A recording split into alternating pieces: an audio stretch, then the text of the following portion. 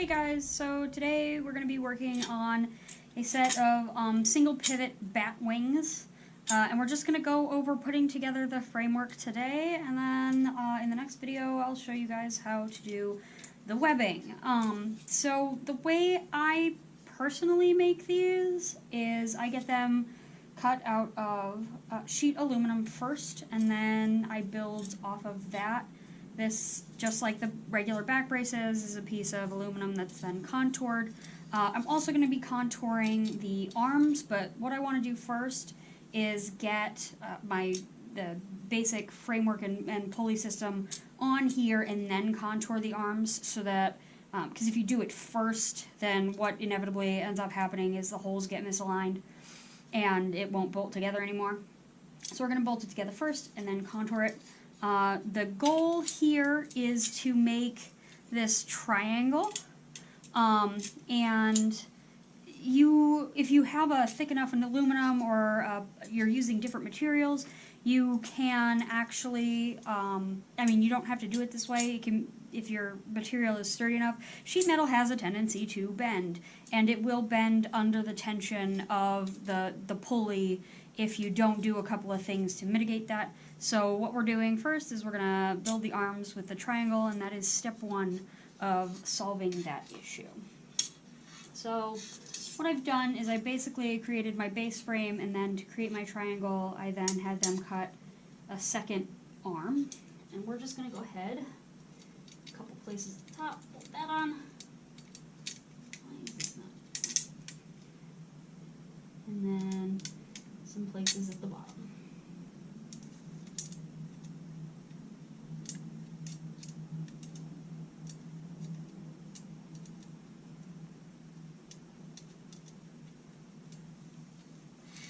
And we need to have this stand off a little bit. So I have one of my little nylon standoffs, and with my bolt through the 1/4 inch, you can do little spacers on your smaller holes. That's perfectly fine. I just happen to have the 1/4 inch ones like hanging out, so this way is easier. And then it doesn't interfere with anything on the inside. Not that it would, but personal choice. Do what you want. You do you, boo.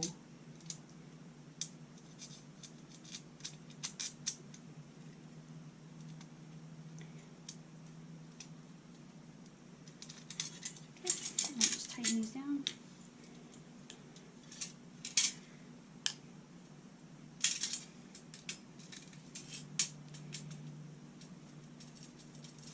Now we're not going to tighten these down all the way. We're just going to kind of loosely get them close to where they're supposed to be, especially this bolt here, which is closer to this, the interior of the frame. And the reason for that is it can, if you keep tightening it, it will bend the metal. So we don't want to do that. These ones on the outer edge aren't, going to affect that as much because they're on the outside of the spacer, but that interior one we want to leave a little loose right now. So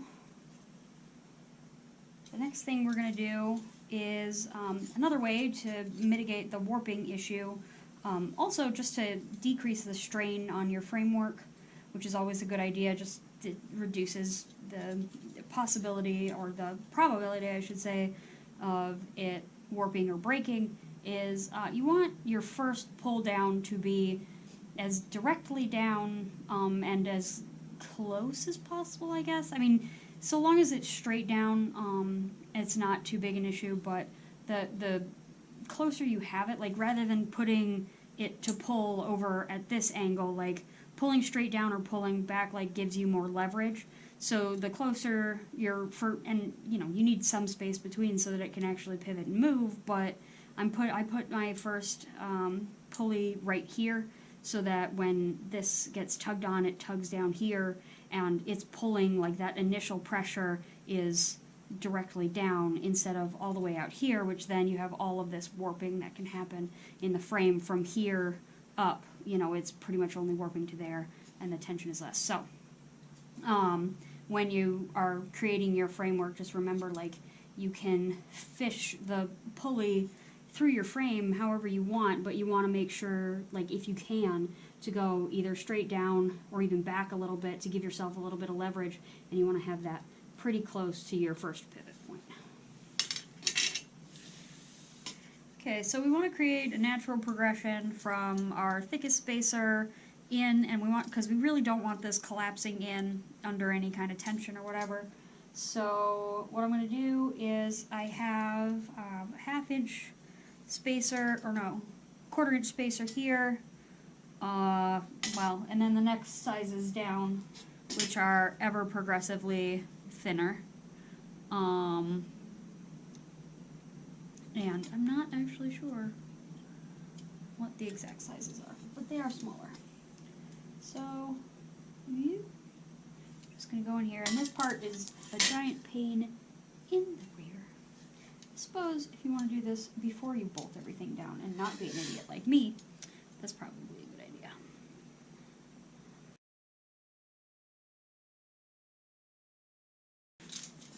And as you can see, it gets progressively smaller towards the top where it's flat. Now for the other side.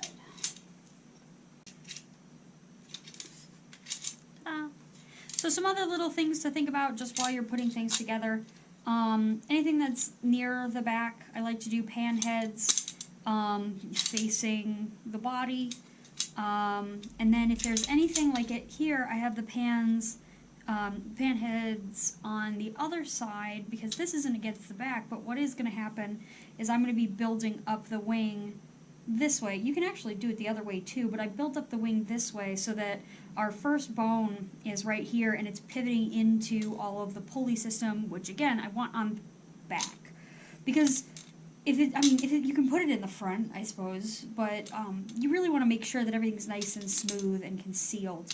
And so putting all of the pulley system on the back side, you can it can look a little bit messier, whereas on the front, like once everything's together, we can actually put a little bit of foam here and bolster this up and cover all of our mechanisms, whereas and then on the back side we have all of our actual pulleys and gears and whatever that we need, and we have a little bit more leeway to cover them in something bulkier and a little bit, like, if you're going to make a mistake and you're going to make it ugly on the back, because presumably people are going to be watching you from the front 99% of the time. So the next thing we're going to do is put our wheels on. And the way I do this is with these screen door rollers, and they work really, really well for, like, simple pulley systems. And basically all you need to do, nope, get back here. Oh, I might need bigger bolts. Let's see.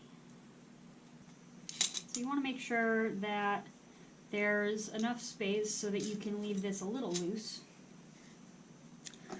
I have a wrench somewhere around here, but whatever. Dang it, I'm gonna need wrenches. I'm too lazy for wrenches.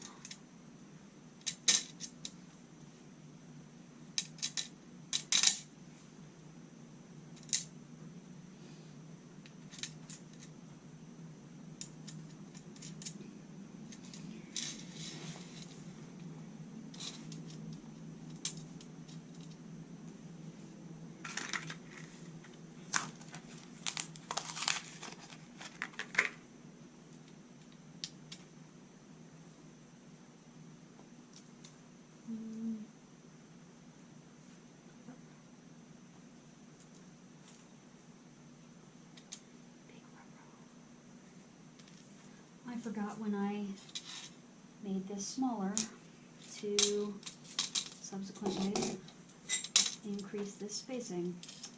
Like an idiot. It's okay. This is a problem that we can solve by taking this off.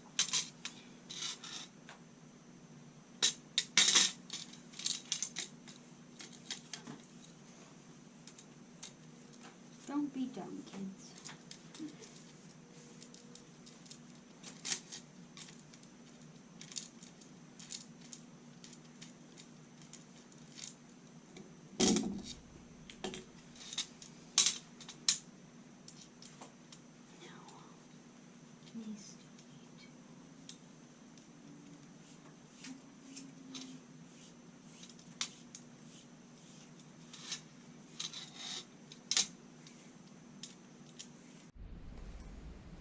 So for my next trick, I'm going to put the bones on the framework.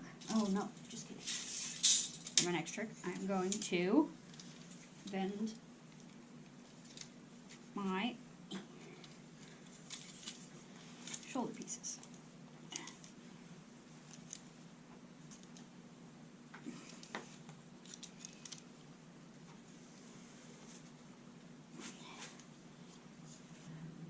That's good. This needs to be just a little bit. Oh yeah, so that way they're not coming straight off the sides. They're actually gonna kind of come back a little bit before going out, and that way, you know, when they're basically not opening like right up to the side of you. It gives you a little room to move your arms and stuff if you bend them back just a little bit like this. Just pay attention to what plane this is on, because that's going to determine what plane your bones are on. And that's the next thing we're going to do, is we're going to put our bones on. And what we want is, so once these have fabric on them, they can only close so much as you leave room for the fabric to pass between. If it was just these, you could put just a washer in between each of the bones. But since we also have that fabric, and we want to give that fabric a little bit of room, a little bit of extra room to be able to squeeze in between our bones, since, I mean, we are using a spandex, so it does have some stretch, but everything is going to bunch in this area regardless of what we do, because it is not flexible bat skin. It's synthetic. So what we're going to do is, first off, we've got some hardware here up at the top that we have to clear. So we're going to do a spacer for that. And then we're going to do a spacer for each of the bones. I'm actually not entirely sure what size bolt I would need. Let's see what we got. Let's see what works. First, is that the big one? First that one. And we're going to go, your first bone is going to have two holes. One is going to be the pivot, and one is going to be where you tie your string to get everything to move. And if you have an aesthetic reason to stack these one way or the other, you may do so. This is how I like to do it, but I don't do it this way for really too particular a reason. Really, I just like having this close to the plane of the arm piece, because it means that it doesn't have to come at an angle to get into here. So that's helpful. Whee. Curses. I need a bigger one. Okay. And then tighten those bad boys down.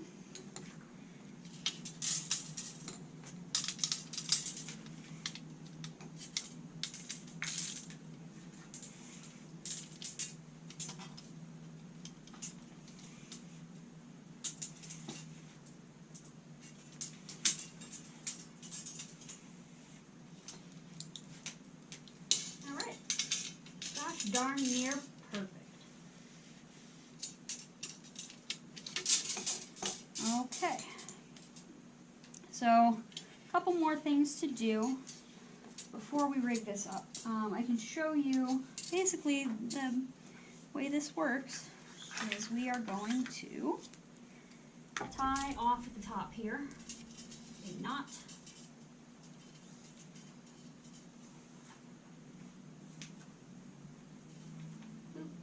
And that'll work for now while we're testing it. Basically, we need to run this string in here so that as we loosen and pull on this, that top bone pivots. And with all of these wheels here, it's a super nice, smooth motion. You can actually get it up really nice and high, very dramatic. But one of the things we need to worry about here, as you can see, is that at each of these wheels, this wire, or well, wire, paracord, whatever you use, can kind of flop out, and then it's not doing its job anymore. So we need to create some little tracks, or what would you call it, Shayla? Like creating like a little loop to hold that in. There's a word. I know! Anyway, whatever this thing is called, that like, it basically. I think track is a good. It's not a track though. Like this is the track right here, and it basically keeps it in the track by like a cage. Yeah. I'm gonna just call it a cage. So basically, we just need to create a little cage to keep this in here. There's a number of ways to do this. We can do it with metal, which is probably what I'll do, or you can, even if you have like Worbla or some other material that's easy for you to manipulate and work with, and create basically a square that goes around, or well, rectangle that hooks into here, comes off the edge, drops, and then goes back. We need to basically create that so that this paracord stays on track and doesn't, skip. How's it? Mm-mm. No. No.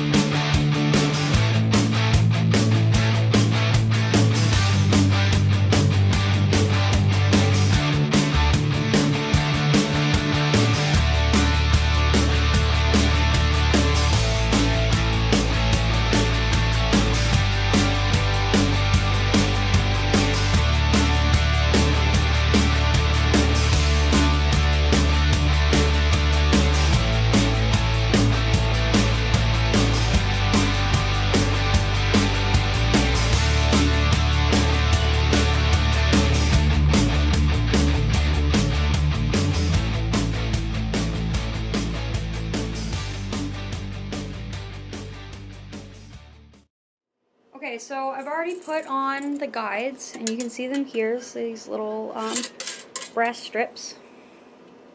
And what they're basically doing is just making sure that even if this is like loose as heck, it's going to go straight back into the wheels. And you definitely need that. You can use just about anything that's stiff, so even a plastic will work. In desperation once, I think I used plastic from one of those like Ziploc Tupperware containers, and then like just poked a hole through it on either side and wrapped it around. So there are lots of options. This is the sturdiest of the methods. I have it going through the bottom on these and then over the top here, and what that means is that when I pull down, that'll open this like so. And then just like on the bird wings, the top bar is pulling everything up once everything's together. So this is going to have fabric between each of the barbs, and so as this moves up and down, the fabric will pull each of the bones up. And just so you can see that a little closer, we have our pivot point here, and then we have a point up here that we attach our string line to, and then when we pull, it pulls that down. The larger your wing, the bigger this space you're going to want it to be, just because you get more leverage that way. These are about a 6-foot wingspan when open, I think, or 7. Yeah, about a 7-foot wingspan when open. So, and these are pretty light. There's not going to be, you know, a whole lot of fabric or detailing on the fabric. They're supposed to be nice and light and cute. So, I don't need too much leverage, so that it's about a little over an inch, maybe an inch and a half, between the pivot point and the top. And I mean, this is like nothing to pull on. So, if you're doing a tri-pivot system, then you're definitely going to want at least a couple of inches for your pivot point. If it's over like a 12-foot wingspan and it's a bird wing set, like I don't even go over 10 just because that leverage becomes an issue because they're so, like, those first feathers are just so big and like so heavy on the mowing arm. So you're just going to have to play with it, and you may need to just keep in mind, like, if you can't open it, you can always increase this space. So that is how you rig up a simple single pivot pulley system. Up next, on to making the sleeves. So that'll be in the next video. Thanks for watching, guys.